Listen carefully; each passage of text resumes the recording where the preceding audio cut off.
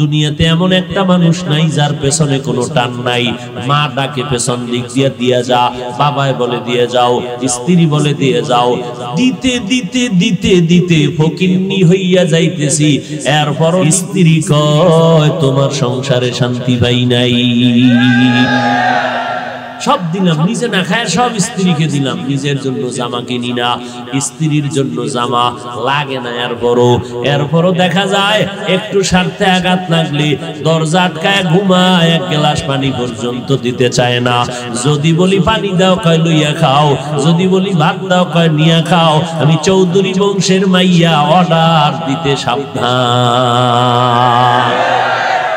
আর যদি মগায় খায় যৌতুকের পায়খানা, তো সারছে।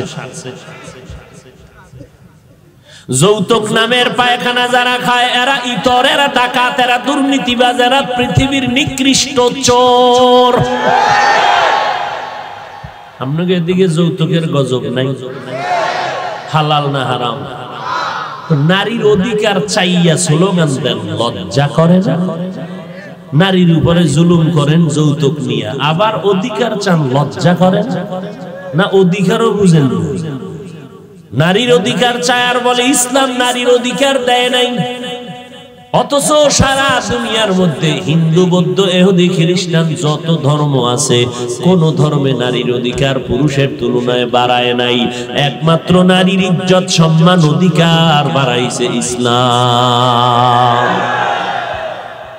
তাহলে পেছনে যার টান নাই, তিনটা দুর্বলতা যার নাই, তার থেকে সাহায্য চাইতে দেরি পাইতে। ও আল্লাহর বান্দা, 3 নাম্বার দুর্বলতার নাম হলো স্বার্থ। যার স্বার্থ আছে সে অন্যের স্বার্থ পূরণ করবে না। এবার নজর করে দেখবেন একজন পিশাব আসেনি দুনিয়াতে যার কোনো স্বার্থ নাই, আছে? হ্যাঁ, আরে মুরিদের দেখাইয়া পীর সাহেবের পেট মোবারক, কি মুরিদেরটা খাইয়া পীর সাহেবের বিশাল বড় টাওয়ার, হেন ঢুকো জান্নাত রেডি। অথচ আমার মায়ার নবী রহমাতুল লিল আলামিন যদি বলতেন উহুদের পাহাড় স্বর্ণ বানায় দাও, আল্লাহ দিতেন। আমার আল্লাহ কয় না, আমি গরিবী হালাতটারে বেশি মহব্বত করি।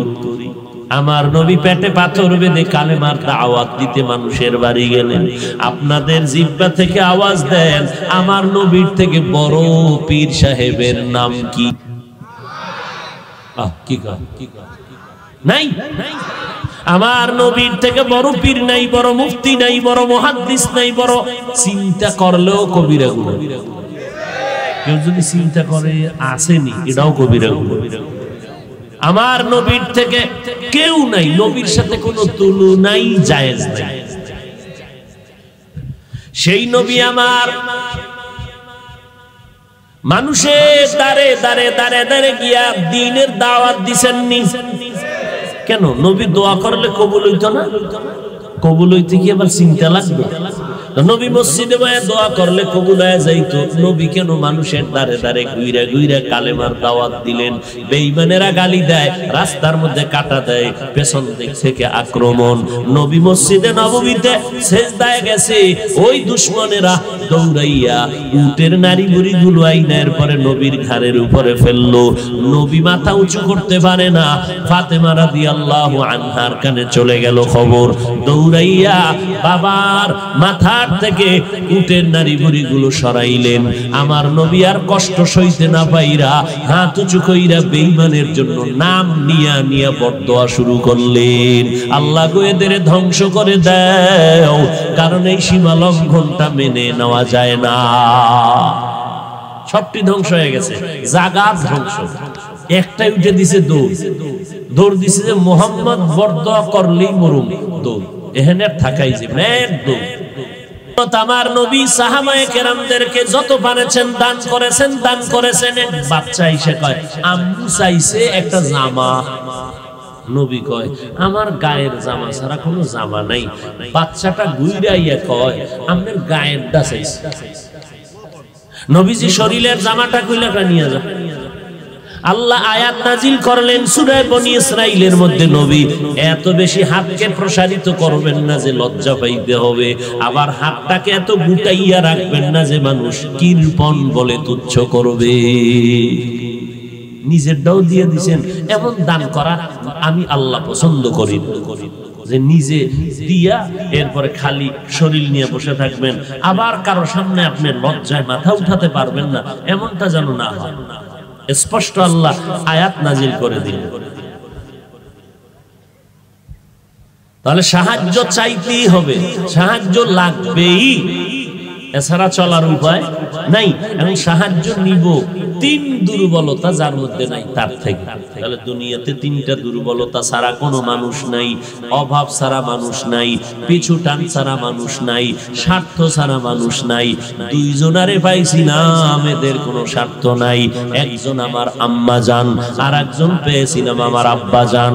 নজর করে দেখলাম না, সোনার বাংলার মধ্যে তাকায় দেখলাম স্বার্থের টানে ভরিয়া মা বাবা সন্তানের জবাই করেছে, আবার সন্তান মা বাবারে জবাই করেছে।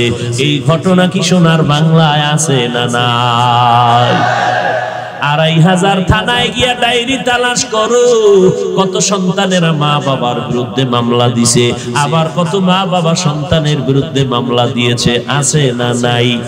তাহলে চিন্তা করিয়া ভাই ভেবে পেয়েছিলাম দুইজন আব্বা আর আম্মা, কিন্তু নজর করে দেখলাম তাদের পেছনেও স্বার্থ আছে। আল্লাহ কয়, ওরে বান্দা নজর কর, তিনটা দুর্বলতা যার নাই তিনি হলেন আমার আল্লাহ। আমার আল্লাহর কোনো অভাব আছে? আমার আল্লাহর পেছনে কেউ টানেনি। আল্লাহর ছেলে নাই যে টানবে, আল্লাহর মেয়ে নাই যে টানবে, আল্লাহর স্ত্রী নাই যে টানবে। লাম ইয়ালিদ ওয়া লাম ইয়ালিদ লাম ইউলাদ উলাইকাস ওয়ালিদু মাউলুদেরা ও খালিকাস। আমার আল্লাহর ছেলে মেয়ে কিচ্ছু নাই। আমার আল্লাহ ডেকে বলে, রে বান্দা আমার কোনো অভাব নাই, আমি হলাম সবথেকে বড় ধনী। ইয়া আইয়ুহান নাস আনতুমুল ফুকারাউ ইলাল্লাহ ওয়াল্লাহু হুয়াল গানিয়্যুল হামিদ।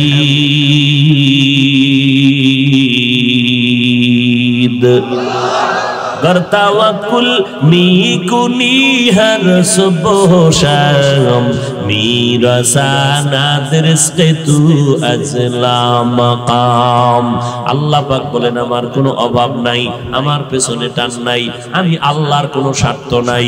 যদি আমি আল্লাহর বিন্দু স্বার্থ হইতো, আমার দেওয়া পানি, আমার দেওয়া বাতাস, আমার দেওয়া সূর্যের আলো, চাঁদের আলো ভোগ করিয়া, আমার দেওয়া জমিনের ফসল যারা খাও, আমার দেওয়া গাছের ফল যারা খাইয়া নামাজটা পড়ো না, আমি আল্লাহ ঘুমের ঘরে তোর গলা পাড়া দিয়া তোর জীবনটারে নষ্ট করে দিতে পারতাম। আমি আল্লাহ রাগ করিয়া স্বার্থের টানে তোরে কিছুই বলি নাই। গুনাহ করে করে আমি আল্লাহর বিরোধিতা করো, নবীর বিরোধিতা করো, আলেমের বিরোধিতা করো, কোরআন হাদিসের বিরোধিতা করো, মাদ্রাসার বিরোধিতা করো, আমি আল্লাহর বিরুদ্ধে কত না ফরমানি করো। আমি আল্লাহ বলছি মিথ্যা বলবি না, তুই পাল্লা দিয়া মিথ্যা বলো। আমি আল্লাহ আইন করলাম কারো হক নষ্ট করবি না, তুই সবার হক নষ্ট করতেছো। আমি আল্লাহ আইন করলাম কারো উপরে জুলুম করবি না, তুই করতেছো। আমি আল্লাহ স্বার্থপর যদি হইতাম, আমি আল্লাহ দুনিয়াতে তোরে ধরিয়া শেষ করে দিতাম। আমি আল্লাহ স্বার্থপর না, এই জন্য মুমিনেরাও যেই গাছের ফল খাওয়ার স্বাধীনতা পায়, বেঈমানও সেই গাছের ফল খাওয়ার স্বাধীনতা পায়। আমার বাধ্যগত বান্দাগুলো যেই জমিনের পানি পান করে মাছ খায়, অবাধ্য বান্দাগুলোকেও সেই স্বাধীনতা দিলাম, কারণ আমি আল্লাহর কোনো স্বার্থ নাই। অতএব সাহায্য যদি চাইতেই হয়, কার কাছে চাইবা? মদিনার নবী বলেন, ইজা সাআলতা ফাসআলিল্লাহ ওয়া ইজা ইসতাআনতা ফাসতাইন বিল্লাহ। আমার নবী কার কাছে চাইতেন? জোরে বলেন। আল্লাহর কাছে যারা চান না, আপনারা অন্যের কাছে চান কেন? আল্লাহ দিতে পারে না, দুর্বল। হ্যাঁ, আচ্ছা, যদি কোন না আল্লাহ দিতেও পারে, দুর্বল না, এরপরও যদি কোন চাই না কেন, তাহলে কথা আর একটা কি, আপনার আল্লাহকে পছন্দ হয় না। তাহলে যেই বান্দা আল্লাহকে দুর্বল মনে করবে সেও বেঈমান, আর যে বলবে আমি আল্লাহরে পছন্দ করি না এই জন্য চাই না সেও বেঈমান।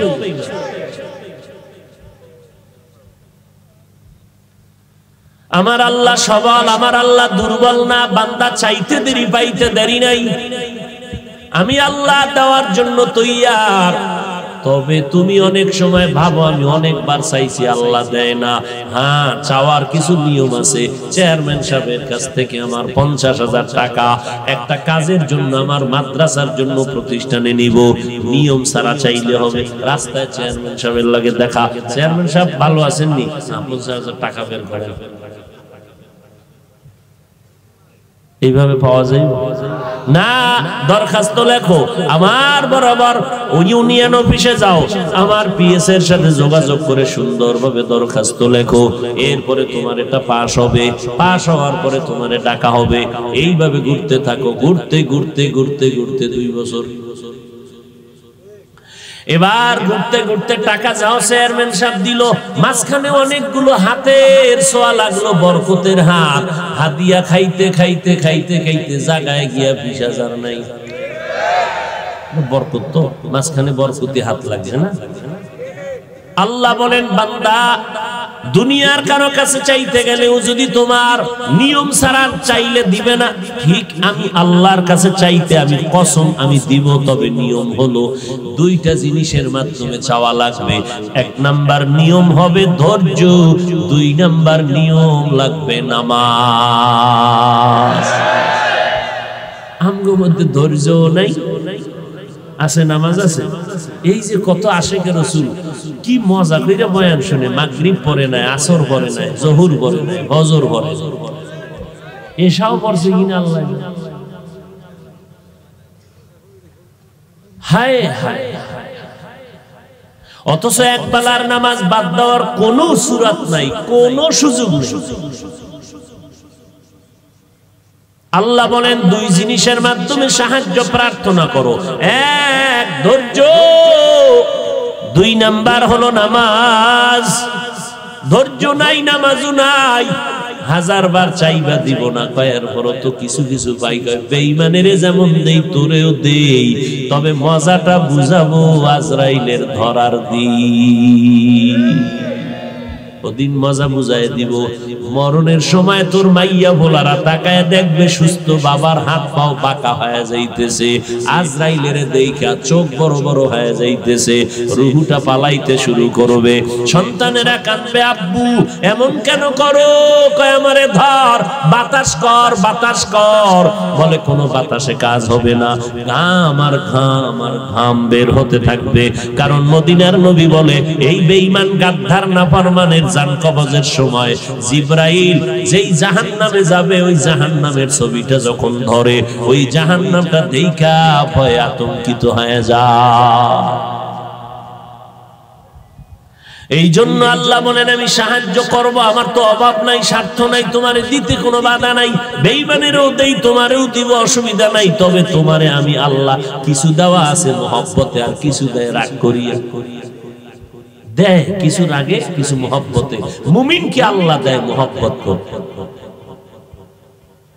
আর বিধর্মী যারা ওরা কয় আমার ইবাদত করে না, আমি ওদেরকেও দেই, কারণ ওরা তো চাইতে চাইতে চাইতে চাইতে। আমি বললাম নিয়ে নে, দুনিয়ায় যা দরকার নিয়ে নাও, পরকালে কিছুই তোমার থাকবে না।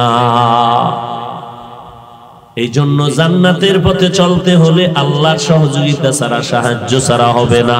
আর সাহায্য ততক্ষণ পাওয়া যাবে না ধৈর্য আর নামাজ যদি না থাকে। এতদিন পর্যন্ত কত নামাজ ছাড়লাম, বেপরদায় চললাম। এখন থেকে তওবা করো রে বান্দা। আমার আল্লাহ তো মুমিনদের জন্য প্রতিদিন ভোর রাত্রে প্রথম আসমানের কুদরতের নজর দিয়া ডাকে, ও বান্দা আয় আয়, যত গুনাহ করছো ক্ষমা চা, তওবা কর, একটা সেকেন্ডে তোর গুনাহ মাফ করে দিব। নামাজ লাগবে নি? কয় ওয়াক্ত লাগবে? সপ্তাহে একদিন। হ্যাঁ, মাঝে মাঝে 2-1 ওয়াক্ত নামাজ ছেড়ে দিলে কোনো সমস্যা হবে না। কি হবে? হবে বলার পরে যদি না পড়েন কেমন ভিড়ে খাবেন? আপনিই বললেন হবে, নামাজ ছাড়লে সমস্যা হবে, আপনিই বললেন, এরপরে যদি না পড়েন জিব্রাইল ফেরাউনের কয়, ফেরাউন মালিকের হুকুম যদি গোলাম না মানে কি করার দরকার? পানির মধ্যে চুবানো দরকার। রাখলাম তুই যখন কইছো তা চুবানিটা তুই খাবি, খাইলু নি? তা আপনি যখন বললেন নামাজ ছাড়ার উপায় নাই, এরপরও যদি ছাড়েন তাহলে শাস্তিটা কেমন হবে আপনি নিজেই চিন্তা করেন। আর আমরা যারা পড়ি, আপনারা তো পড়েন না, আমরা যারা পড়ি আমরাই চিন্তায় অস্থির। আর আমগো সিরিয়াল বাদ দেন, আমরা তো মানুষের কাতারে। সাহাবায়ে কেরাম আমগো দেখলে মনে করতো আমরা কাফেরের তুলনায় খারাপ হয়ে গেছি। এই চেহারা, এই সুরাত, এই লেবাস পোশাক মানুষকে দেখানোর জন্য। এই সুরাতটা না ধরলে তো কেউ আমার ওয়াজে দাওয়াত দিবে না, এই জন্য না এই সুরাত ধরছে। আসলে আল্লাহর মহব্বতে ধরি নাই।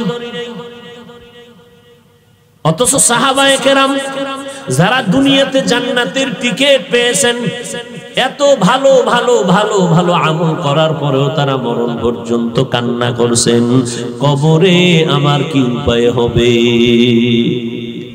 তারা যদি কান্দেন, আপনার কি পরিমাণ কান্না দরকার।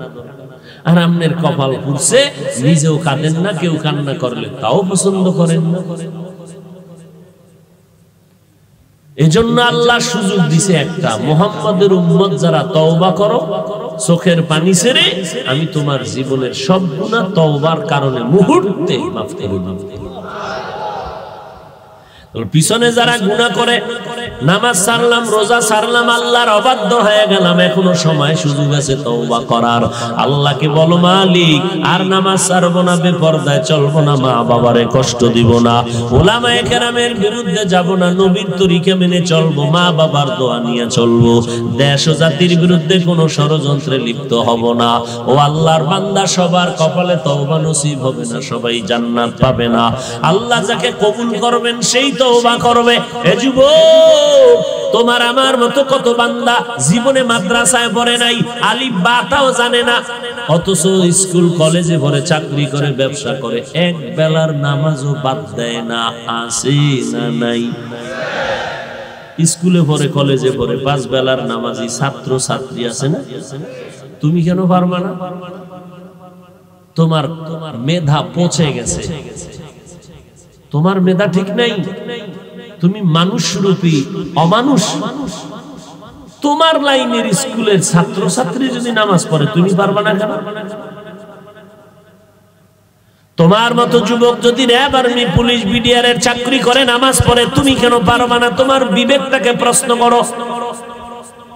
তোমার আমার মতো যুবক কোটি টাকার মালিক, ব্যবসা করে, হারাম খায় না, নামাজ ছাড়ে না, অভাব নাই, তুমি কেন পারবা না?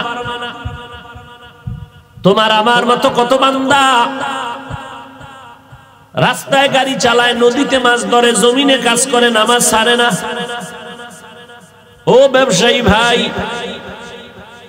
কত এমপি, কত মন্ত্রী, কত ওসি, ডিসি, এসপি 5 বেলার নামাজ পড়ে, 1 ওয়াক্ত নামাজ ছাড়ে না, 1 টাকাও হারাম খায় না। তুমি কেন পারবা না রে বাবা? ও পর্দার আড়ালের আম্মা জান, আপনারা নবীদের মা, সাহাবায়ে কেরামের মা, আউলিয়ায়ে কেরামের মা, বড় বড় বড় বড় বড় বড় আদর্শমান সন্তানের মা আপনারা। কয়দিন আর দুনিয়ায় রং তামাশা করবেন, একদিন মরণের ডাক আসবে। সাদা কাফনের প্যাকেটে যেদিন ঢুকবেন, সন্তানেরা আম্মু আম্মু বলে ডাকবে, জবাব আর জবানে আসবে না। সবাই 3টা কাফন 5টা কাফন পরাইয়া কবরে নিয়ে যাবে। দুনিয়ার রঙ্গ খেলা সব জায়গায় বন্ধ হয়ে যাবে।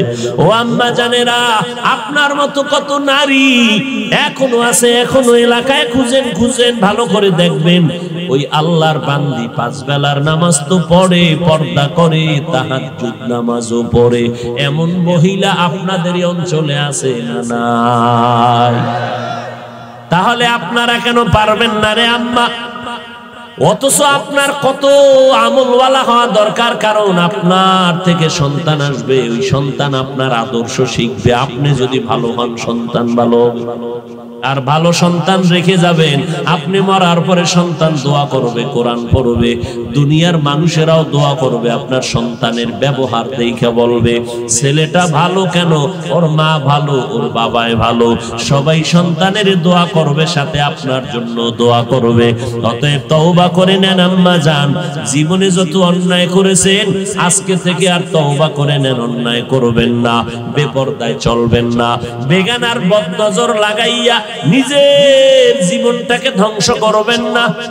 তওবা করেন, 5 বেলার নামাজ পড়বেন, স্বামীর খেদমত করবেন, সন্তানগুলো আদর্শওয়ালা বানাবেন, নবীজির তরিকা মেনে চলবেন। খাদিজা রাদিয়াল্লাহু আনহা, আয়েশা রাদিয়াল্লাহু আনহা, ফাতেমা রাদিয়াল্লাহু আনহা, এদের মতোই তো আপনারা নারী। তারা কত ত্যাগ স্বীকার করেছেন, আপনি কেন পারবেন না? নিয়ত করে নেন, আল্লাহকে বলেন আল্লাহ তৌফিক দাও, আমি আর বেগানার বদনজর কপালে লাগাবো না, আমার সন্তানের চরিত্র খারাপ করব না, আমি আর স্বামীর মাল অপচয় নষ্ট করব না। তওবার নিয়ত করেন আর আল্লাহকে বলেন আল্লাহ তৌফিক দাও, তুমি তৌফিক না দিলে পারবো না। যুবকেরাও তওবা করে নাও, মরিয়া গেলে যাব, হায়াতের মালিক আল্লাহ, ইজ্জতের মালিক আল্লাহ, রিজিকের মালিক আল্লাহ, আর নামাজ ছাড়বো না, নবীর তরিকার বাইরে চলবো না, ওলামায়ে কেরামের বিরুদ্ধে যাব না, দেশ ও জাতির বিরুদ্ধে ষড়যন্ত্র করব না, নবীর তরিকায় চলবো। ও আল্লাহর বান্দারা, মুরব্বীরা সন্তানগুলো আদর্শওয়ালা বানায় যান। কোন দিন মরণ আসবে জানা নাই, আল্লাহ ডাক দেওয়ার আগেই তৈরি হয়ে যান, তওবা করেন। মরিয়া গেলে যাব, আর কখনো নবীর তরিকার বাইরে চলবো না। নবীর তরিকা মানতে গিয়ে তো আমাদের স্বাধীনতা নষ্ট হয় নাই। আমাদের লাইনে যারা আছে নবীর তরিকাওয়ালারা, কই এরা ব্যবসা বন্ধ করে নাই, চাকরি ছাড়ে নাই, লেখাপড়া বন্ধ করে নাই। আপনার এত ভয় কেন যে নবীর তরিকা মানতে গেলে বুঝি সব হারায় যাবে? কই আমাদের লাইনের নবীর তরিকা যারা মানিয়ে চলে এরা কোটি টাকার মালিক, ব্যবসায়ী নাই। আপনারা তো পেরেশানি কেন? নবীর তরিকাওয়ালাদের মধ্যে চাকরিজীবী অভাব নাই, কোটি টাকার মালিকের অভাব নাই, বিল্ডিং এর অভাব নাই, সম্মানের অভাব নাই, আপনি কেন পারেন না? শয়তানের ধোকায় পড়ে আছেন, তওবা করেন। আল্লাহ আমাদের সবাইকে তওবাওয়ালা জিন্দেগি দান করেন। যদি নিয়তটা খাঁটি থাকে, অন্তরে কোনো দুর্বলতা না থাকে, খাঁটি তওবার নিয়ত যাদের আছে তারা মাওলাকে 2টা হাত উঁচু করে দেখাইয়া দেন। আল্লাহ তওবা কবুল করে নেন, হাত কবুল করে নেন, তওবার উপরে মজবুত হইয়া চলার মতো তৌফিক দান করেন। আমিন। আলহামদুলিল্লাহি রাব্বিল আলামিন, والصلاة والسلام على سيد الأنبياء والمرسلين وعلى آله وأصحابه أجمعين يا أرحم الراحمين يا أرحم الراحمين يا أرحم الراحمين رب ارحمهما كما ربياني صغيرا। والله মাহফিল কবুল করে নেন, আয়োজনকারী, সহযোগিতাকারী, দান সত্তাকারীদের কবুল করে নেন। মাহফিলের বরকতে এলাকায় শান্তি দান করেন, মা বোনদের পর্দা নিশে আবেদা বানায় দেন, সন্তানগুলো নেককার বানায় দেন। আয় আল্লাহ, যারা ব্যবসা করে, চাকরি করে, হালাল ভাবে বরকত বাড়ায় দেন, হারাম থেকে হেফাজত করেন। ও রব্বুল আলামিন, আমার যুবকদের দিনদার বানায় দেন, মোবাইলের গুনাহের থেকে হেফাজত করেন, সমস্ত মসজিদ মাদ্রাসাগুলো কবুল করে নেন। আয় আল্লাহ, চলার পথে ইজ্জতের সাথে হেফাজত করেন, ইলম ও হিকমত আমলে বরকত বাড়ায় দেন, আওয়াজের ভিতরে, কথার মধ্যে রুহানিয়াতে স্পষ্টতা বাড়ায় দেন। আয় আল্লাহ, সারা দুনিয়াবাসীকে মাফ করে দেন, বাংলাদেশ শান্তির দেশ বানায় দেন, প্রশাসনিক ভাবে যারা কাজ করে দিনদার বানায় দেন, জনগণের প্রতিনিধির দায়িত্ব যারা পালন করে দিনদার বানায় দেন। রিয়া হাসাদ কিবির দূর করে ইখলাস দান করেন। আমাদের মুরব্বী, মা বাবা, আত্মীয় স্বজন যারা কবরে জান্নাত দান করেন। যারা বেঁচে আছেন হায়াত বাড়ায় দেন, অসুস্থ যারা সুস্থতার নিয়ামত বাড়ায় দেন, বাতিলের মোকাবেলায় বিজয়ী করে দেন, ঈমান আমলের শক্তি বাড়ায় দেন। আল্লাহ ইয়া আইয়ুহাল্লাযীনা আমানুস্তাঈনু বিস-সাবরি ওয়াস-সালাহ ইন্নাল্লাহা মা'আস-সাবিরিন।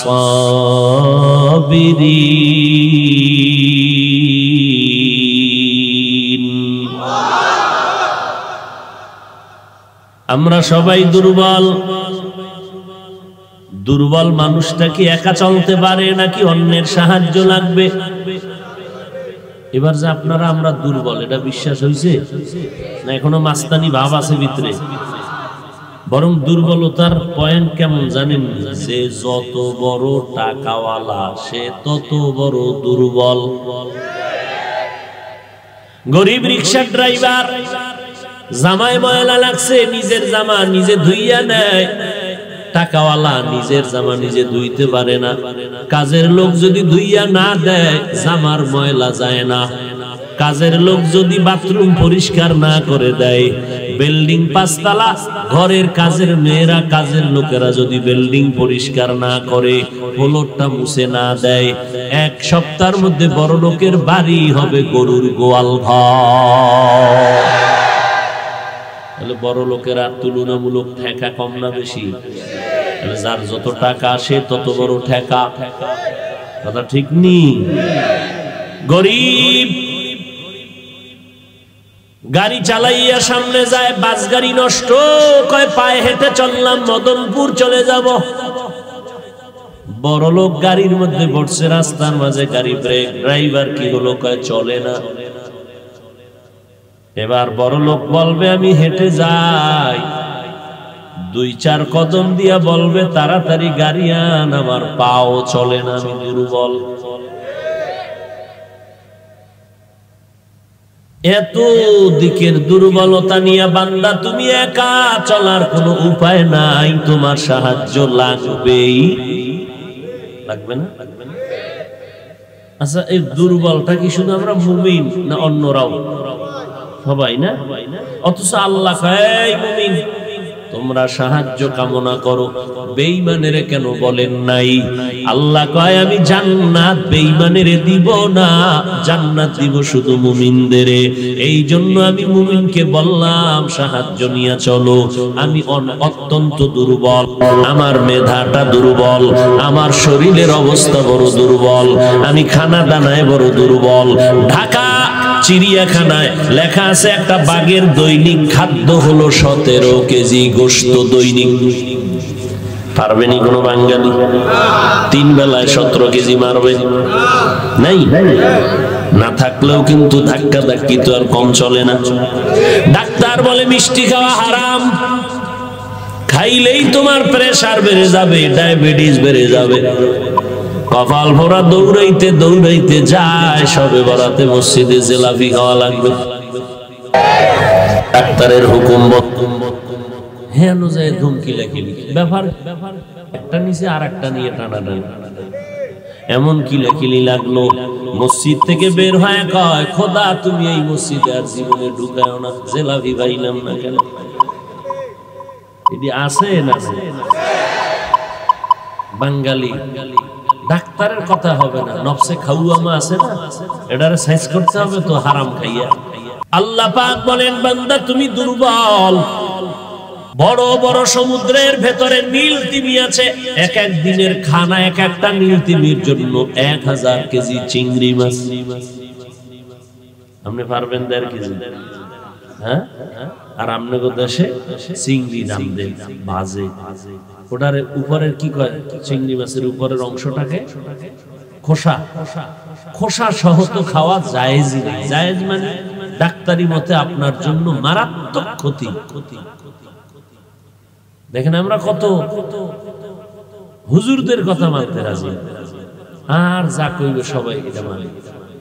আলু রান্দার সুন্নত হলো ছোলা সহ রান্দ, এর মধ্যে ভিটামিন, এটারে হালাই দেয়, কষ্ট হইলো এটার হালাই। চিংড়ি মাছেরটা নিষেধ, ওটারে শুদ্ধ না। এটার মধ্যে একটা বাটপারি আছে, কি ওইটার খোসাটা থাকলে মনে হয় যেন এই 1 করওয়ালা চিংড়িটাও 1.5 বিঘাতের মতো মানুষের দেখাইব, বিশাল বড় চিংড়ি।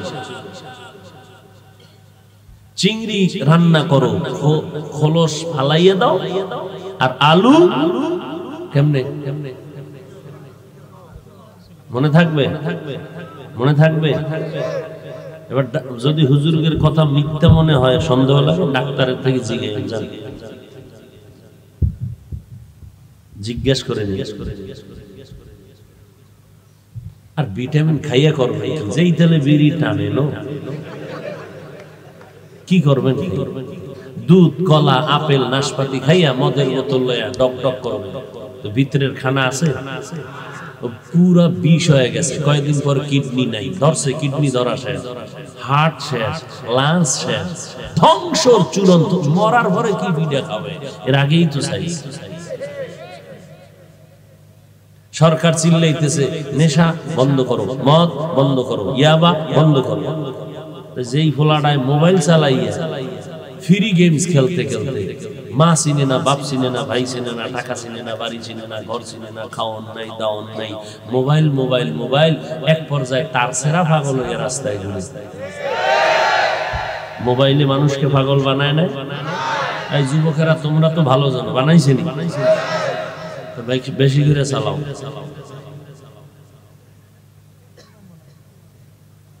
আল্লাহ হেদায়াত দান করুন। মুমিনদের কেন বললেন? বেঈমানেরাও তো দুর্বল, এরপরও কেন বেঈমানেরা বলেন নাই? কারণ জান্নাত শুধু মুমিন পাবে, কোন বেঈমান জান্নাত কখনোই পাবে না। আর মুমিন যদি জান্নাত পেতে চাও, তুমি চূড়ান্ত দুর্বল হইয়া কেমনে চলবা জান্নাতের পথে? তোমার পেছনে তিন দল শয়তান তোমারে পেছনে টানে জাহান্নামে নেওয়ার জন্য। আমি সৃষ্টিগতভাবে দুর্বল, আমি মেধার বেলায় দুর্বল, দুনিয়ার লাইনেও দুর্বল, আখিরাতের লাইনেও আমি দুর্বল। দুনিয়ার পরিবেশটা বড় নাপাক, যেদিকেই চোখ ঘুরাই সেদিকেই গুনাহ গুনাহ গুনাহ গুনাহ গুনাহ, হাতের গুনাহ, চোখের গুনাহ, কানের গুনাহ, জবানের গুনাহ, যেদিকেই নজর দেই গুনাহ ছাড়া কিছুই দেখা যায় না। গুনাহ গুনাহ করিয়া জমিনের পরিবেশটা বড় নাপাক হয়ে গেল। এমন নাপাক পরিবেশের মধ্যে আমি কেমনে নেক আমল নিয়ে সামনে আগাবো? আবার তিন দল শয়তান আমারে পেছন দিক দিয়ে বারবার টানে জাহান্নামের দিকে, চলো। এক শয়তান আমার শরীরের মধ্যেই থাকে, নফস শয়তান যার নাম। আর একটা শয়তান মাহফিলের প্যান্ডেলের বাইরে দাঁড়ায় আছে, আয় তোরে ধরুম, এতক্ষণ ধরতে পারি নাই, তোরে ধরুম, জিন শয়তান। আর একটা শয়তান তোমার পাশে বয়া বয়া তোমারে খোঁচা দেয়, ও তার কত শুনবি? এই শয়তানের নাম মানুষ রূপী শয়তান। তিন দল শয়তান তোমারে আমারে পেছনে টানে, সামনে যেন জান্নাতের পথে আগাইতে না পারি। আল্লাহ কয় এই মুহূর্তে তোমার সাহায্য ছাড়া চলা যাবে না। এখন তুমি সাহায্য কার থেকে নিবা? তিনটা দুর্বলতা যার নাই তার থেকে সাহায্য নিতে হবে। এক নম্বর, যার অভাব নাই। যার অভাব আছে সে কখনো তোমার অভাব পূরণ করতে পারবে না। এইবার মাথা খাটাইয়া বলবেন নি জমিনের মধ্যে এমন একজন মানুষ বের করতে পারবেন যার অভাব নাই? বরং যে যত বড় লোক সে তত বড় অভাবী। আমি গরিবের অভাব 100 টাকায় সমাধান হয়, বড় লোকের অভাব কোটি টাকায়ও সমাধান হয় না। অভাব নাই এমন একটা মানুষ আছে দুনিয়ায়? নাই। নাম্বার 2, যার কোনো পেছনে টান নাই। আমার তো পেছনে টানতেছে। সন্তান কয় বাবা কাপড় দাও, স্ত্রী বলে আমার আশা পূরণ করো, আমার আব্বা আম্মা আমারে পেছন দিক দিয়ে টানে, আমার প্রতিবেশী আমারে পেছনে টানে, টাকা দাও টাকা দাও, বাড়ি দাও গাড়ি দাও, এইভাবে টানতেছে পেছনে। তাহলে দুইটা দুর্বলতা।